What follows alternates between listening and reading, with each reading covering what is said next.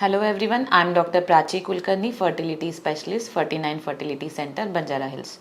Today we'll talk about male factor infertility, how we evaluate male factor infertility.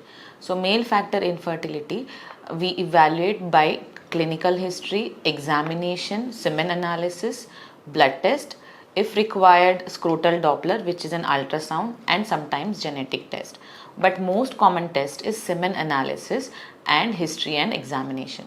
So in history, we look into medical history like diabetes, thyroid, any history of infections like tuberculosis, mumps, any history of injury to the private areas, any surgeries like hernia, hydrocele surgery, or any other surgery which may also contribute to the male factor infertility.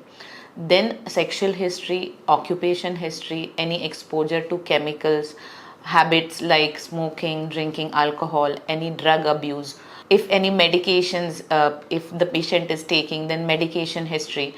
All these history is important for evaluation of male factor infertility. Then we go to clinical examination. In examination, they look for the size of the testes and to rule out any tumors, any hernia, hydrocele or varicocele.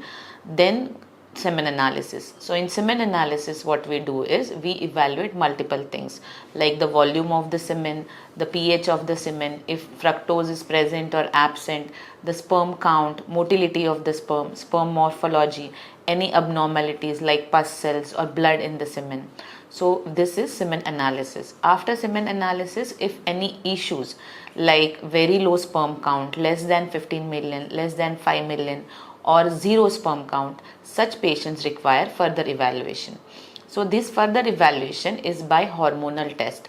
These tests are basically serum testosterone, serum FSH hormone, serum prolactin hormone, thyroid hormone, and serum estradiol. This is hormonal evaluation. It is done only for those patients who have very low or zero sperm count. Then those same patients we may also advise to go for genetic test.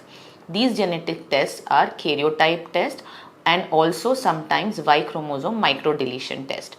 So these tests will tell us about genetic cause of male infertility like Klinefelter syndrome or any other issues like sometimes translocations which may also lead to low sperm count. Then coming to the scrotal Doppler. So scrotal Doppler gives us information about the testicular volume, the blood flow to the testes, if any varicocele is present or absent, and grade of varicocele.